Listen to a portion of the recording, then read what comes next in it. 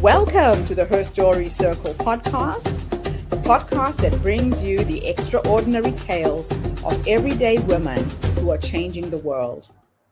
I'm your host, Gertrude Mache, and I'd like to acknowledge traditional custodians of the land on which we meet today.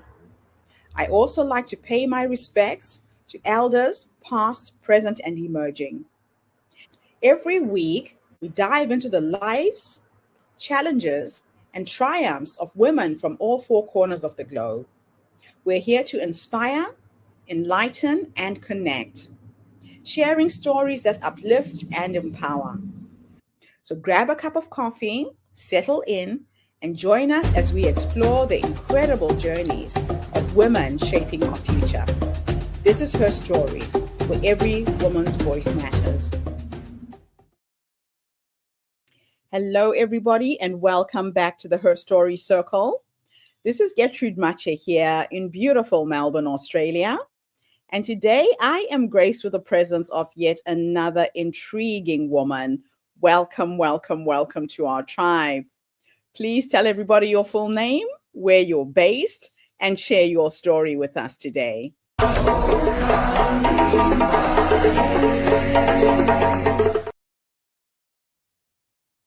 Hi, thank you so much for inviting me to share my story. My name is Nicky Wake. I am 53 years old. I am based in Manchester in the UK, but currently on a cruise ship in the middle of the Caribbean Ocean. And I'll share a little bit about my story. So I was born in 1971 in Liverpool in England. And I had a fun and happy childhood. I'm one of 5 children. I grew up usual high school education. I went to college. I dropped out of college. I was doing drama, and unfortunately, I realized that I don't have the skills to be the next Nicole Kidman, for instance. So I decided to set up my own business. My dad was an entrepreneur, and I was inspired by him. And he very kindly gave me the space above his motorbike shop to set up an alternative clothes shop. So I was selling Levi's and Joss Sticks to the youngsters of Liverpool in my teens. That failed. I fell madly in love with a pavement artist, and we toured Europe together. He did all the pavement art. I collected all the money. I then fell madly in love with a Portuguese lady, and that was a summer of custard tarts and broken hearts. I came back to Manchester and settled in Manchester, nursing back my broken heart. And I stumbled into the nightclubs of Manchester. And there's a very famous nightclub called the Hacienda in Manchester. And I wandered into that nightclub in Manchester and had the best night of my life. I then proceeded to do many more nights out in that nightclub. And every time that I went, I wore less and less clothing until eventually they offered me a job as a podium dancer. So I was a naked podium dancer wearing nothing but fluffy knickers and some crosses of tape on my breasts. And I did that for a couple of years before realizing that wasn't a sustainable job. And then I started working as a club promoter, putting on nightclubs and nightclub promotions. After a couple of years there, I moved to a huge shopping and leisure development called Trafford Centre, and I started delivering their events program. So I sort of fell into the world of event management. I did 3 years there. I then got asked by a friend, would I consider setting up an event management agency with them? So they gave me minority shares in the business. But as often happens, I did all the work, and yet she had the majority shares. After a few years of learning how to run a business and learning the ropes, I decided it was time to set off on my own. So I launched a company called Don't Panic Events. Don't Panic Events still exists to this day. We are 20 years old, and we deliver big award shows all around the world. So I've even delivered an award show at Sydney Opera House. So I do know Australia a little. We've delivered events in New York, in Singapore, in Krakow, in Paris, in London. And I have a team of 20 people who work there, and everything was rather wonderful. In 2002, I met Andy Wake, and he was the love of my life, my complete and utter soulmate. He was the John to my Yoko. We were meant to be together. We met online. And this was back in the days when online dating just wasn't a thing. It was a guilty secret or something that you lied about. And we had a whirlwind romance. And in 2004, we were stood on a beach in Jamaica exchanging our vows, and life was pretty perfect. In 2007, our beautiful baby boy, Finn, burst into the world, and we were the perfect little family. Andy became the stay-at-home dad, and I ran the business, Don't Panic Events. Everything was great. Life was perfect. In 2017, I got back from a business trip, and Andy was complaining of chest pains. Andy then went on to have 3 heart attacks, the last of which happened when I was at home alone with him, and I had to do CPR for 40 minutes until the ambulance arrived. He was rushed into ICU. He was put into an induced coma. And I began a bedside vigil, hoping and praying and wishing for a happy ending. Unfortunately, his doctor came to me 2 weeks in, and they tried to bring him out of the coma. And he said, "I'm really sorry, Mrs. Wake, but your story doesn't have a happy ending." And I was heartbroken and my world fell apart. Andy was still alive, but he'd suffered a catastrophic brain injury. He was completely and utterly profoundly disabled. He was moved to a nursing home requiring 24/7 round-the-clock care. And this went on for 3 years, 3 years of hell, of knowing my husband was never getting better and never coming back. I had to go home and tell Finn, our beautiful boy, that his daddy was never going to recover. I had 3 years of awful anticipatory grief. And then in 2020, COVID hit the headlines. And sadly, we lost Andy to COVID on April the 17th, 2020.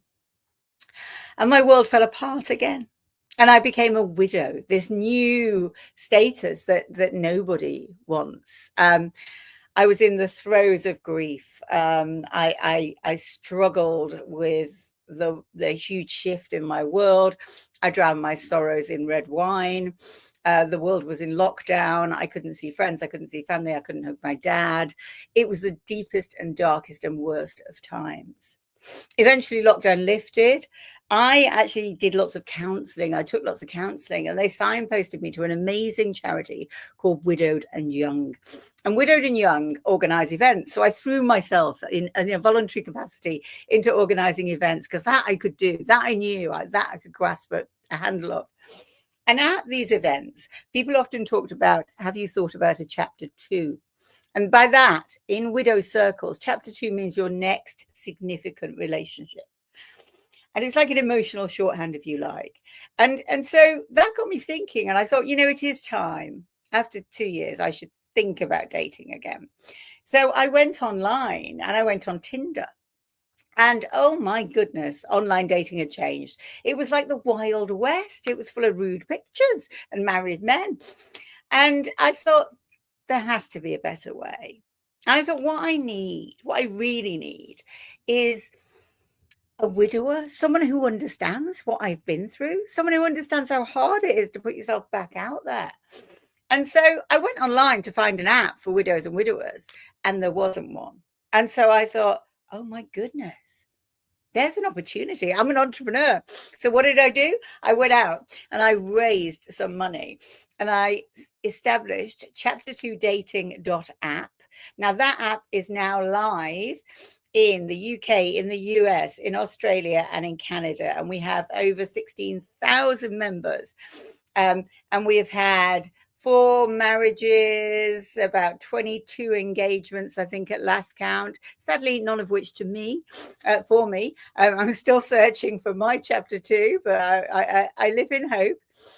During the process of setting up chapter 2, we have a forum, and there was lots of chatter on the forum about something called WidowsFire. Now, WidowsFire is a known phenomenon that when you're grieving, you ache physical comfort and you ache for intimacy. And so I started another app, our naughtier sister app, called WidowsFire.dating. And that's an international app. And that's for people who are looking for casual relationships. If you like a hookup site for widows and widowers in a safe place to explore again their sexuality. Life was great. My apps are going brilliantly, but all the time I was nursing a very personal battle with alcohol. So I'd sought alcohol to sort relief from my grief and from the stress of running 3 businesses and solo parenting. And I'd realized in late last year, in kind of September, October time, that my drinking had become problematic to me. Now, I was a highly functioning alcoholic. I never missed a day's work. Finn never missed a day's school. However, I knew that personally I was killing myself slowly. And so I started, I went into rehab. I did 28 days in rehab. And in rehab, I registered the domain SoberLove.app. And I started a app for the sober community, for people who are sober, who don't drink, who want to date, because obviously dating sober is quite a complex thing. So I now have 3 dating apps and an events business, and I have a 17-year-old son who is thriving, and I also have a little fur baby called Dog, who's a cockapoo. So there, in a nutshell, is the story. Wow, Nicky, what an incredible story. You have been through so much. I have. And you keep bouncing back, you keep coming back stronger. What would you wish more people understood about widowhood and dating after loss? Okay, so widowhood, I think the first thing I would say to everybody is everyone thinks it won't happen to you, that the worst won't happen. And the very best thing anyone who's in a loving relationship can do from a practical perspective is to talk about death. Death is reality. You know, it's the one unescapable fact. We are all going to die at some point. So if you are married, one of 2 things is going to happen. You're going to split up, or you're going to be widowed. And so you should talk to your loved one about your wishes. You know, luckily I understood that Andy wanted cremated. I knew which songs he wanted played at his funeral, not because you know, we had a chance to talk about it when he fell ill, because he couldn't talk after he'd fallen ill, but because we just talked about that stuff before. So I was glad I had that. So that would be my first piece of advice, is make sure you have those difficult conversations, but much more importantly, make sure that you have things like a will and a power of attorney in place, the legal framework to manage should the terrible happen.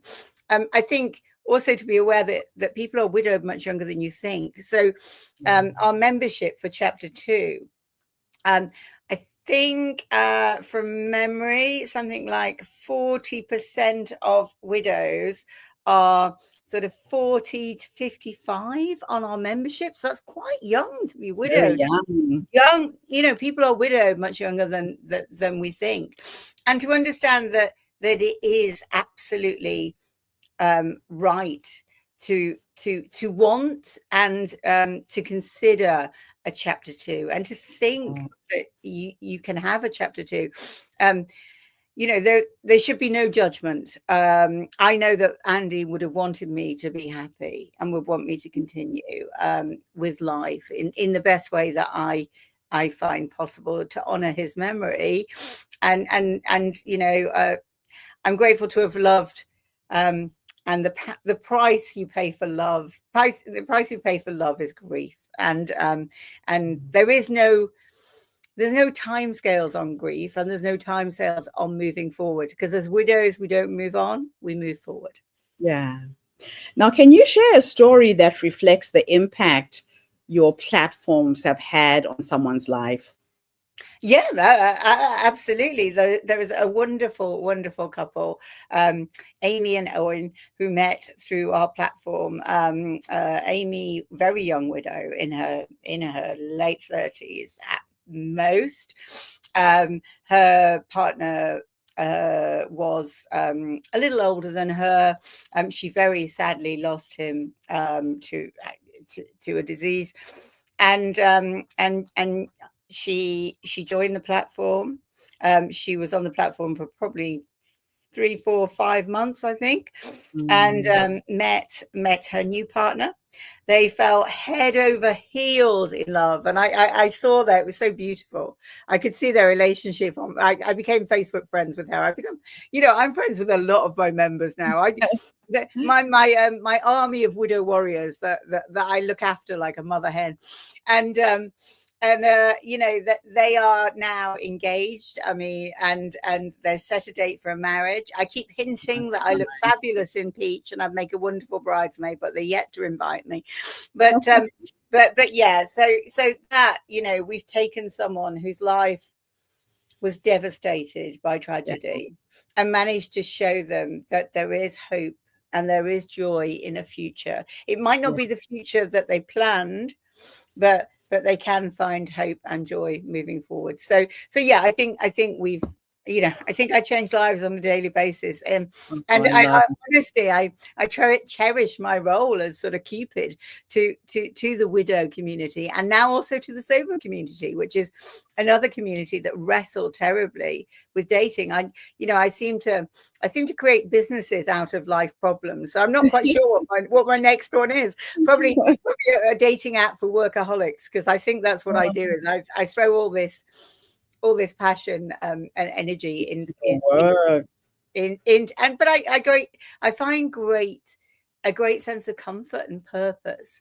in what I do. So if I can help someone else find joy, that helps me make sense of my loss. I genuinely think this is what I was put on the earth to do. I think that God has a greater plan, and that greater plan was for me to help other people find that sense of belonging and happiness. I hope that God's plan involves me finding mine second chapter at some point. But he's right out there. He just hasn't found you yet. Yes, he just doesn't know it, does he yet? But yes, I mean, I'm very blessed to. I spend my life spreading joy and happiness, and that's a very privileged and lovely role to do. So what are the emotional challenges of starting over, both as a woman and a business leader? Well, I think for me, one of the biggest challenges of starting over was I was running a business and employing 20 people as a leader when my husband first fell ill, and I had to still continue running that business while internally falling apart and being utterly devastated by anticipatory grief and then grief. I then had to navigate that events business through a global pandemic, and obviously an events business was very badly affected. And I think a combination of things happen when you go through that sort of trauma. Is you lose your confidence, your sense of purpose, your sense of self. Andy was my support network. Andy was my foundation. I am obviously off the scale extrovert, crazy, full of ideas, always busy. Andy was very grounding and insular and introvert, and he was my anchor, and I lost that, and I was adrift. And I think that the challenge there is how to find out who you are without your other person. I didn't know who I was. I had to relearn who I'm still arguably wrestling with some of that stuff, so I think that's the biggest challenge. I think you need to find a new sense of focus. That's what I did. I had Don't Panic, and yes, I could have thrown all this energy into there, but I built Don't Panic with Andy. So every inch of that business, the events business, has his touch all over. We still have the logo he designed. It's still, I walk in the building and I can sense and smell and feel him. I know, I can hear him talking to me about what an event we're doing, going, well, we shouldn't be doing that or whatever. And I needed a new outlet. And I know that lots of people who are widowed, they start to run marathons, or I wasn't doing that because I'm so unhealthy, or or they throw themselves into charity work, or, you know, and I think finding that new sense of purpose and finding your identity as a widow, and owning that badge of widow, is Yes. really important, and that it's not something to be ashamed of. Shamed off. Yeah, Yeah. it's, you know, Yeah. it is a badge that says I have been loved and I lost that love, and Oh, that's for me what it is, I that's a guess. beautiful way to look at it. So what does vulnerability mean to you as a brand builder and a widow? Well, vulnerability for me, you know, I'm very open, and honest about the struggles and the challenges that I've faced, and, you know, I've shown my vulnerability in that, you know, I do a lot of press and PR, and I talk very openly about the issues that affected me as a widow, both financially. So I had lots of trouble, because we didn't have a power of attorney in place, and legal bills, and that kind of thing. So I've talked extensively about that. I've shown my emotional rawness and vulnerability by talking about, you know, my lack of finding a new partner. I've talked openly about sexual intimacy and the sex life of a widow. So, you know, I've been very, very open. Some might say even too open, and you know, for me, sharing and talking about is quite a cathartic exercise. Right. I think it certainly helped me process my grief.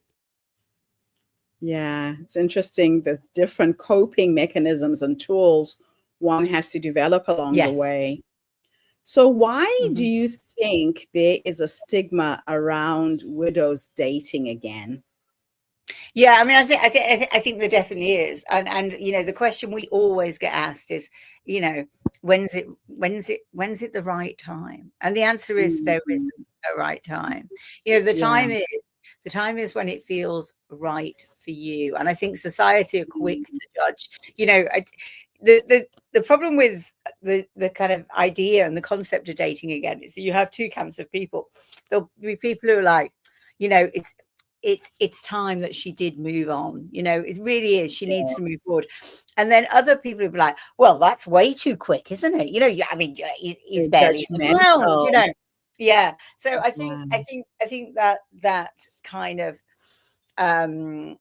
perception and judgment is possibly the worst part of dating again as a widow, and that's something we know widows wrestle with. So we struggle, Mhm. as an example, to get couples. We've had lots of success stories, you know, probably hundreds of successful dates, or Mhm. thousands, but very few people will want to talk about them on record. And the reason for that is Mhm. they don't want to offend or upset their late partner's family. So you know, Family. I still have a mother-in-law. You know, the irony Yeah. of having no husband but having a mother-in-law does not escape me.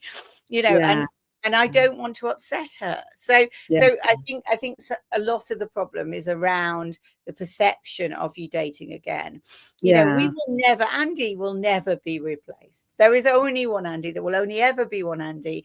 And any man who enters my life has to understand that there will always be three people in any relationship, because Andy will always be there. If you walk into my house, it is full of photographs of Andy. My heart is full of memories.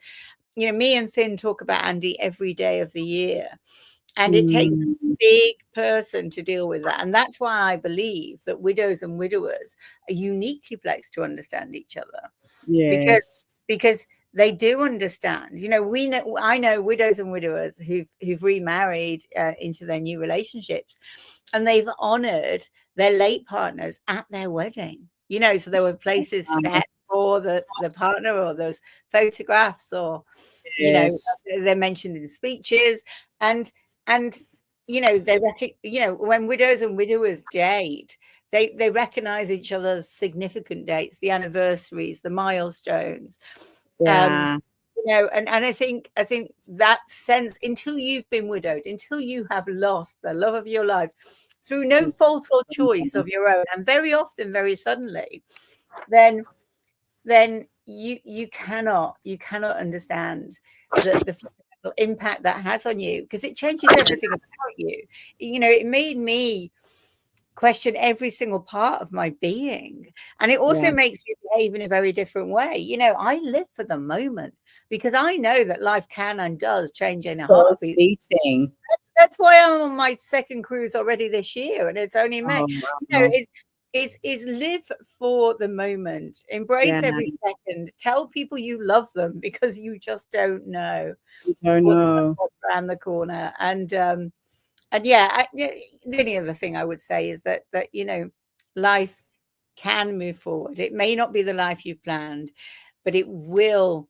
You can find happiness again. You can find joy. You will laugh again. I promise. But it's it's and to surround yourself with your tribe of widows. Meet other widows. Some of the most we run face-to-face events every month with speed dating for widows and widowers around the UK and around the world. And every time I run one, the most beautiful relationships that come out of those meetings are actually when women meet each other as friends. You know, so they come knowing no one and they leave with a phone full of 10 people to have coffee with next week. People who know and understand. You know, 5 of my investors in chapter 2 are widows that I met through Widowed and Young, the charity. And I know that Australia has an incredible similar association called First Light. America has Soaring Spirits. So root out your wherever you are in the world, root out the widowed charity that can help you build and foster those relationships, because through community comes healing. That is so true. And you're surrounding yourself with people who can relate to what you are going through and have gone through as well. Yeah, absolutely. So what advice would you give to someone who feels like they'll never love again or be loved again? Not to give up hope, because in time, and time is a healer. It's a terrible kind of, you know, adage that people say, but it's so true. It does get easier. I'm 5 years into having lost Andy, but 8 years into him being incapacitated. And I've learned to live with and carry the grief. It never goes away. You know, it turns from a boulder on your shoulder to a stone in your pocket, you know, and it does get easier in time. And you know, to be kind to yourself, to not expect it to happen again so quickly, but also to be cautious and to tread carefully. Your heart is a very, very fragile thing, and it's been through a terribly traumatic experience.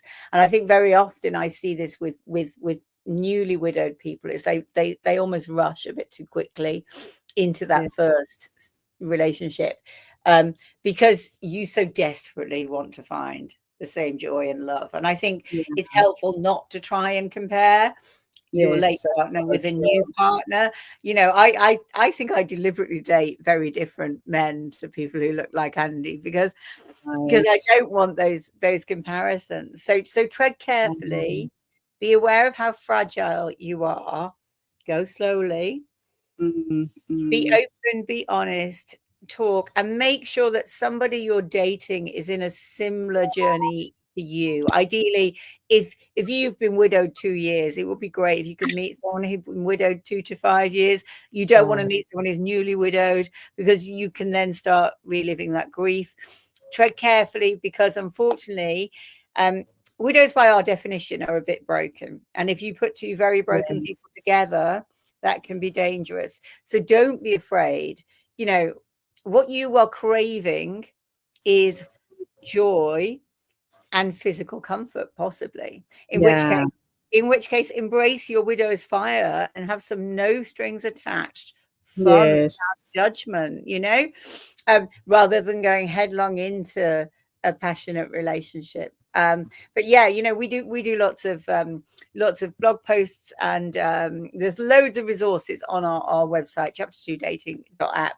if you go on there, you can read all sorts of perspectives, and we share lots of widows' stories, and I do a lot of press and PR and things. So, but I am very much all over every aspect of these websites, and all of our members know who I am, and they can email me with any questions. I'm available day or night.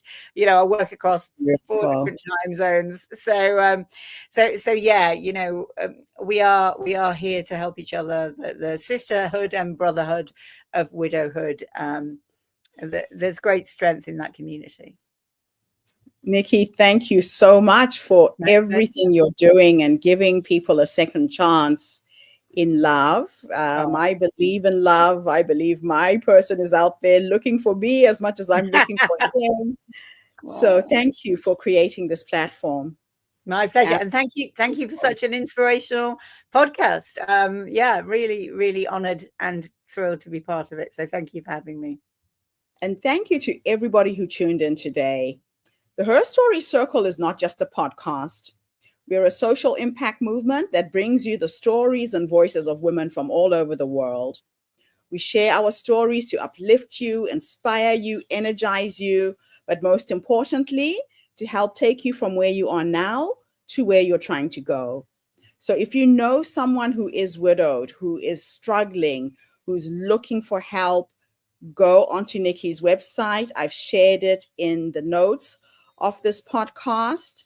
Help someone regenerate their lives, find love, and find a community that can support them while they do it as well. I'll be back again tomorrow, everybody, with yet another amazing guest. In the meantime, have a fantastic day, morning, or evening, wherever you are in the world, and bye for now. Nikki, thanks again for the interview. Pleasure. Thank you for tuning into the Her Story Circle podcast. I hope today's story has inspired you to believe in the power of our stories and the difference you can make in the world when you use your voice. I'm Gertrude Mache, and it's been an honor to share this space with you, where voices from all walks of life come together to weave a rich tapestry of diverse perspectives. Don't forget to subscribe, rate, and review our podcast to help us share these stories with more listeners. Follow us on social media by looking for the Her Story Circle podcast for more updates. And join us tomorrow for another episode filled with courage, resilience, and empowerment. Remember, your story matters, and together we're building a stronger, more inclusive world. Until next time, keep making her story.